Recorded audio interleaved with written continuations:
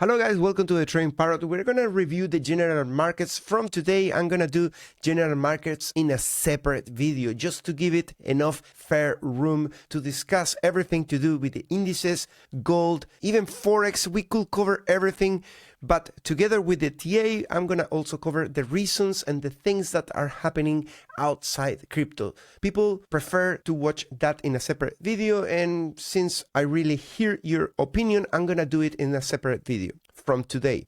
So this is how we closed on the market yesterday. As you can see, it's pretty divided in terms of performance. Let's go into some indices, and we can see that the DXY is still doing what we could call a retest of the breakout from the falling wedge. That is a bullish pattern at a size and momentum in here, still not putting any lower low. So far the momentum hasn't really broken any pattern, telling us that this is really gonna fail to push higher on the dollar. Gold remains at the levels of the all-time highs around the 3.9K, but we continue to monitor what's gonna happen really with gold. In theory, we should be getting from now some period of consolidation. After all, we have achieved on the weekly the same highs with this descending trend line after the breakout, and if we go into the monthly, we are currently reading 90. In the past we have had even 98, but that is a long time in the past, and as you can see on the monthly, we are printing a hive signal. Not that all of them play out. For example, this just went sideways for a bit and it continued with the rally. This one remained for a few years going sideways, so we will have to see if gold is gonna slow down from this point and on. VIX continues to battle with the 21 weekly. I'm still expecting to see one expansion for the volatility that could bring volatility to downside on the Nasdaq and S&P, but still not playing out. Today we are opening on the Nasdaq very close to all-time highs, and the S&P pre-market is putting 1 point higher. This leads me to believe that it should be supporting additional upside for Bitcoin and crypto, assuming that once we open the market in New York, we get the same thing. I've been closely monitoring the Nikkei, and you can see that is so far on the week reclaiming this breakout that we were breakdown that we were talking about in the past few days.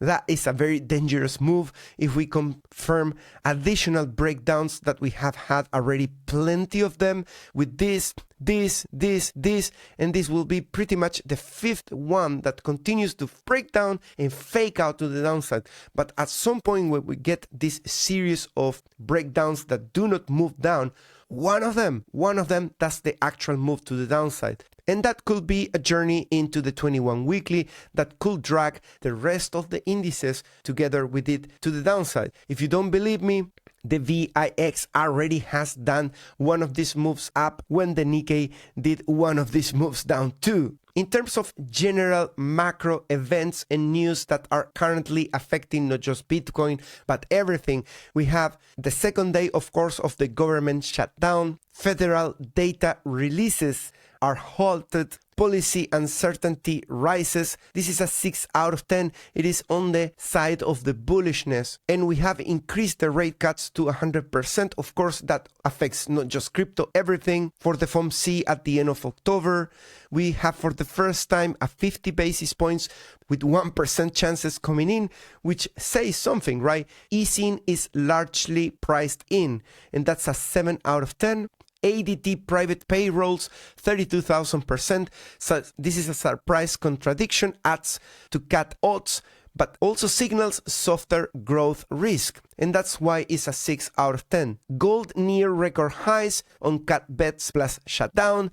Risk hedging up often coincides with BTC range trading. That's a 5 out of 10, but that's the opinion of Reuters. Of course, we have seen plenty of times at this time in the cycle, after gold peaks, there is some sort of rotation into Bitcoin, but of course, this is not going to be a Bitcoin video, just saying. Oil rebound from 16-week lows on Russia sanction risk. That's a 4 out of 10. Also came out today as the news. We still have trade war vibes with a China focus on EU, and after 4-day slide on the dollar, we have finally some steady moves. Shutdown limits data, less DXY downside today, reduces BTC tailwind. And that also helps with Bitcoin. You can always pause the video if you want to see the previous events that happened before today that still are very important. Of course, the vibes of October, the seasonality, not just affects crypto, that can also bring upside or additional upside for the Nasdaq and S&P.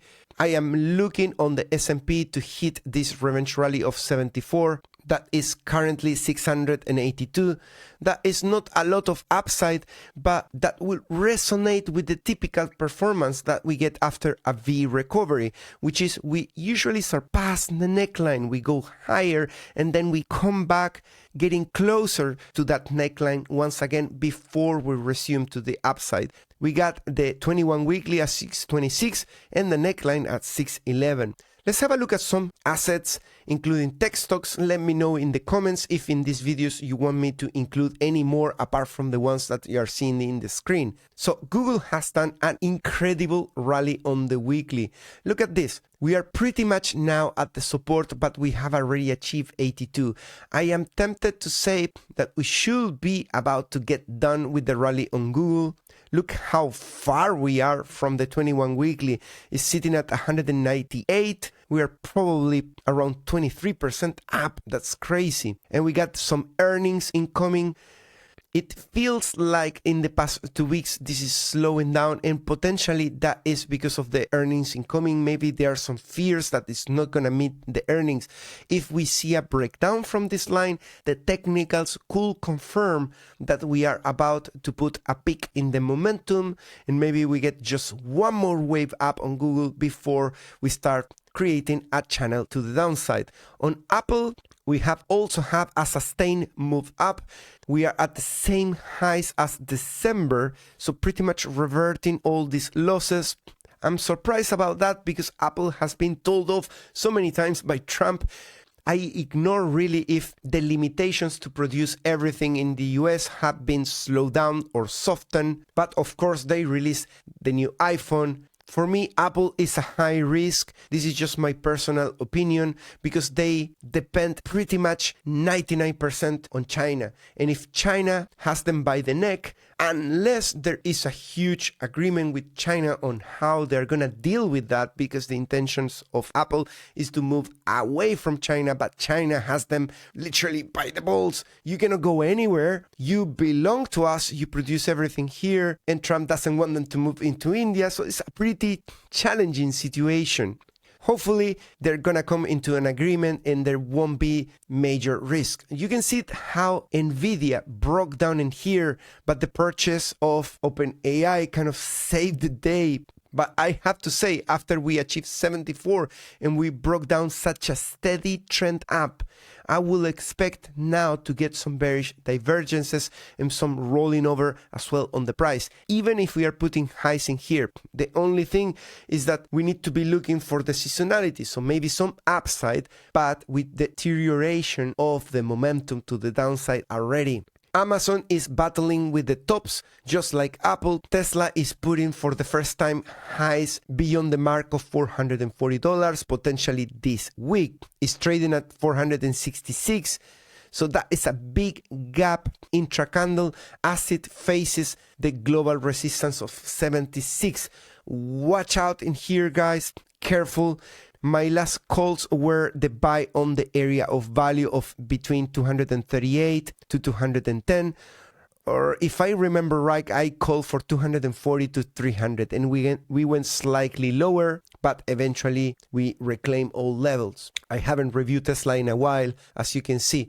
I would say that Tesla is approaching an area of very, very high risk in here. Let's look at the monthly. The monthly is very interesting because the monthly is calling for a monthly breakout and we are at 65. On 2020, we peak at 94. So there is a chance maybe that the cool down is on the weekly, but the monthly could continue rally into levels very high.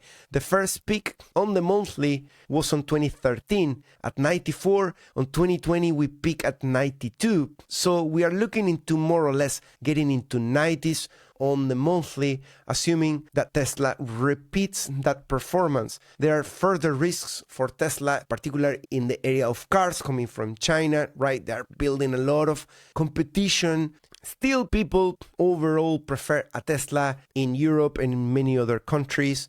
But China is doing a lot really to convince buyers to step into their cars instead, not just about the pricing, but also about their technology, their speed, and all of those things. Palantir is intra-candle getting very close to a double top. Hopefully this is gonna reclaim and break out from these levels in here. You can see how it broke down from 122, but it got bought up from support at 65. Likely the pattern never play out to the downside. I have to say, Meta is not looking great after it broke down in here into 36. It has managed to just do a revenge rally, and the revenge rally puts a head and shoulders in that area, and it puts a bearish divergence. On the price, we have a double top in there with a neckline at 720. It's about to potentially lose the 21 weekly. There's a lot of weakness in here as we approach the earnings, which are coming in just a few days on the 22nd of October. We'll see what they have to say when it comes to AI news and all of that. MicroStrategy is in the area of the breakdown in here. Hopefully Bitcoin putting new higher highs and defending the 310 neckline can reclaim this. That will be really bullish if we can confirm the reclaim. The breakdown though wouldn't be necessarily the best thing for MicroStrategy. GME probably getting very close to this resistance at 62. That's probably priced at around 30. Remember that we are in a channel to the downside already in here. Although we have two consecutive hidden bullish divergences, I'm more lean towards getting into that 63 and see another rejection. Robinhood broke down in here and it did a huge massive revenge rally with bearish divergence, and at the moment it's already in a channel to the downside. So whatever it can do to the upside, take it with a pinch of salt and be careful. If it doesn't break beyond the 80s now, the next leg down could be again painful as this one. Getting into the 80s probably is around 140, maximum 150 around the 80 on the weekly, and then there could be another rejection. That is just a risk, it's not a guarantee, just like with every other reading that I do on the charts. I hope you enjoyed this video, and if you do, have a look at my sponsor VT Markets. There is a link in the description to open this broker that operates across the world with the exception of the US. Sorry guys, I'm gonna get one day as a link to open a broker as well in the US. I'm still evaluating which one is the best. With this one, you can double your first deposit with 100% welcome bonus, only if you use the link in the description, and it's also the official partner of Newcastle United if you're into football. Not that I am. Thanks so much for watching. In just a few minutes, I'm going to jump into the live stream looking at TA for all coins. If you want to join that, it's going to be in the Patreon link in the description. Make sure that you join as an elite member. Thanks so much for watching. I'll see you in the next one. Bye-bye.